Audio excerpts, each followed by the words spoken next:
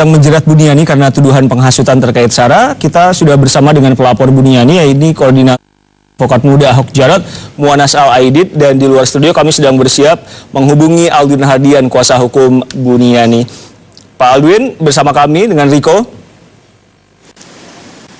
Iya, Mas Riko. Pak Aldwin, proses pemeriksaannya panjang sedari kemarin. Apa yang Anda cermati benar dari proses pemeriksaan Buniani? Ya, pertama dari kemarin pagi kita ya, Pak Buni datang begitu dimintai keterangan sebagai saksi. Ya, sebagai warga negara yang baik, beliau datang, sampailah kemudian malam hari BAP itu selesai. Ya, baru pertama kali diperiksa. Setelah itu kemudian kita agak kaget ya, karena ada proses yang tidak lazim. Setelah BAP selesai, baru penandatanganan disodorkan surat penangkapan begitu. Padahal kan Pak Buniani itu ya jelas-jelas ada di kantor begitu ya, ada di Reskrim Sus begitu.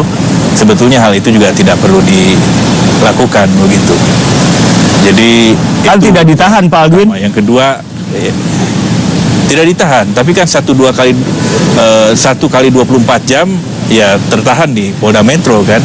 Karena pemeriksaan itu sampai malam dan beliau kelelahan, mau tidak mau ya kan tidak bisa pulang. Dan mulai lagi pemeriksaan itu pagi hari ya.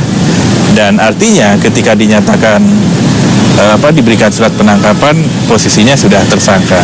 Nah, ini yang kemudian Pak Buni merasa bahwa ini tidak fair dan tidak equal begitu ya.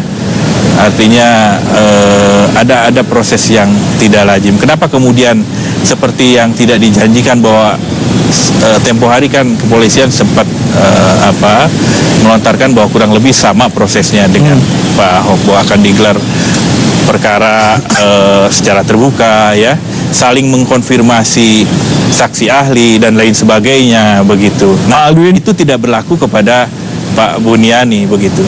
Pak Aldwin, di studio juga sudah ada Pak Anas, kita tahan Anda sebentar. Tadi dikatakan prosesnya tidak lazim atau tidak fair, tanggapan Anda Pak Anas? Ya, kami sih sebagai pelapor dari awal meyakini ya bahwa apa yang dilakukan Buniani ini adalah sebuah kesalahan fatal karena sudah diingatkan berkali-kali ya.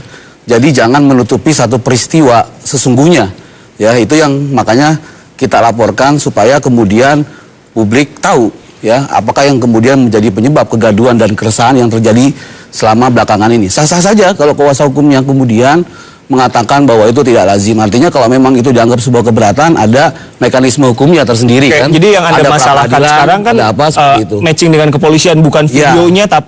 Tapi begini, yang ingin saya sampaikan adalah pertama bahwa kami sangat mengapresiasi ya, mengapresiasi kinerja pihak kepolisian yang telah menetapkan Buniani sebagai tersangka, itu satu. Kemudian yang kedua, bahwa kami tidak ingin memaksakan soal apakah perlu dilakukan penahanan atau tidak terhadap yang bersangkutan.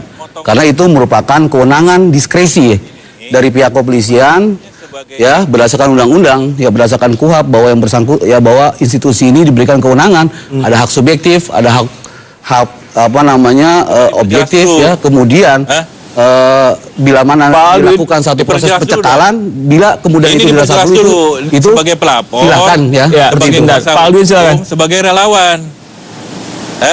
Jadi begini, Saudara Muanas, ini diperjelas dulu dong ya. Kapasitasnya sebagai apa? Sebagai pelapor, sebagai kuasa hukum pelapor, atau sebagai relawan Ahok Jarot? Loh, dari awal itu kita sudah menjelaskan. Ya? Dari awal kita sudah menjelaskan bahwa kita adalah satu komunitas advokat muda. Ya, pada saat kemudian kita melaporkan, itu adalah sebagai kuasa hukum. Itu sebagai apa? Sebagai kuasa hukum pelapor. Perjelas ya. Ya kan sudah jelas itu. Jadi sebagai kuasa hukum pelapor ya. Itu kan itu tadi dibicarakan sebagai relawan ya. Terus kemudian sebagai pelapor selama ini. Jadi jelas nih, kuasa hukum pelapor. Ya, jadi maksud Anda ya, Pak Aldwin harus sesuai dengan kapasitasnya. Ya, jadi begini. Pertama ya, saya ingin katakan bahwa ini kita mengharapkan perlakuan yang sama. Ini harus equal ya. Begitu. Jadi apa yang kemudian dialami Pak Buni tidak sama dengan apa yang kemudian kasus utama dalam hal ini, karena berkorelasi kasus Pak Ahok. Yang kedua, ya, sebetulnya dengan posisi Pak Ahok itu sebagai statusnya tersangka, secara tidak langsung sebetulnya sudah terbantahkan apa yang dituduhkan oleh kepada Pak Buni. Apalagi kemudian pasal yang dituduhkannya itu pasal 28 ya ayat 2 Undang-Undang ITE ya. Di situ dikatakan dengan sengaja dan tanpa hak menebarkan informasi melalui media elektronik yang menimbulkan kebencian berdasarkan sara dan lain sebagainya. Ini siapa yang menebarkan kebencian? Pak Buniani adalah seorang Muslim yang tergugah hatinya karena ada sesuatu hal yang dianggap tidak etis dalam video.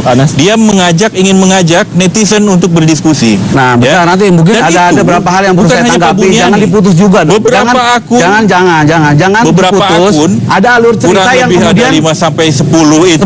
Sebentar, Pak. Itu kemudian melakukan hal yang sama. Benar, Pak. Jadi artinya gini loh. Sebentar, Pak. Kita simak. Saya ini harus ini dong. Sebentar, Pak Adwin. Kemudian saya perlu kita dengar Pak Adwin dulu, baru Pak Adwin baru ke Pak Anas. Pak Adwin silakan gimana? Ya, jadi menurut saya ini harus berdasar begitu. Apa yang kemudian dipersalahkan kepada Pak Buni, ya? Tadi saya bilang Pak Buni ini seorang dosen, seorang Muslim yang kemudian tergugah hatinya karena kemudian ada sesuatu hal yang dianggap tidak etis pada video itu. Dia mengajak netizen untuk berdiskusi, ya, atau mengajak Facebooker untuk berdiskusi. Baik. Dengan menyatakan ya mengupload video ulang dari media NKRI, ditulis di situ captionnya ini penistaan agama tanda tanya. Begitu. Kan itu yang dipersoalkan sekarang. Karena videonya sudah terbantahkan, bukan masalah video. Oke, bukan kalau masalah video. Itu yang dipermasalahkan, akan banyak orang yang ditangkap. Pak Adwin, kita simak dulu apa kata Pak Anas. Iya, bukan masalah video. Ya ini yang perlu saya tanggapi. Betul, bahwa pertama saya ini merasa caption. bahwa satu. Saya merasa bahwa pertama yang perlu kami sampaikan ini agar publik tahu kenapa Buniani itu patut untuk ditetapkan sebagai tersangka. Ya, artinya kami bukan bermaksud untuk mengintervensi ya, mendahulukan kesimpulan dari pihak penyidik. Bukan soal dari awal tapi tidak boleh dikriminalisasi. Bukan, dari awal bahwa kita melaporkan Buniani, ada satu cerita yang terputus yang kemudian itu harus diungkap kepada publik. Sebelum ormas-ormas ini ramai kemudian mempersoalkan. Nanti dulu dong. Gantian biar saya juga ada orang yang provokator men-screenshot. Ya nanti dulu dong, nanti biar kasih kesempatan saya dong untuk memberikan penjelasan. Bapak, ya. Gitu. Bentar dulu nanti biar saya diberikan kesempatan terlebih dahulu ya. Jadi pada saat ormas-ormas itu kemudian melaporkan pada tanggal 6 itu, yang harus diketahui publik adalah pada tengah malam tanggal 5 itu Buniani membuat satu transkrip yang tidak sesuai dengan video ucapan Ahok. Dia mengatakan dibohongi dengan surat Al-Maidah. Ada salah lagi. Jadi yang dibohongi itu adalah fakta hukumnya. Seperti itu gitu loh. Yang dibohongi adalah tanggal Panas yang dimasalahkan polisi adalah 3. Nah iya, artinya kan jelas bahwa yang jadi persoalan itu adalah kan transkrip. Bukan video yang dimasalahkan. Ya? Jadi ada transkrip. Dan Anda salah lagi. Ini begini, nanti dulu yang perlu kita kasih penjelasan adalah kesalahan Buniani adalah dia membuat satu transkrip yang tidak sesuai dengan ucapan Ahok.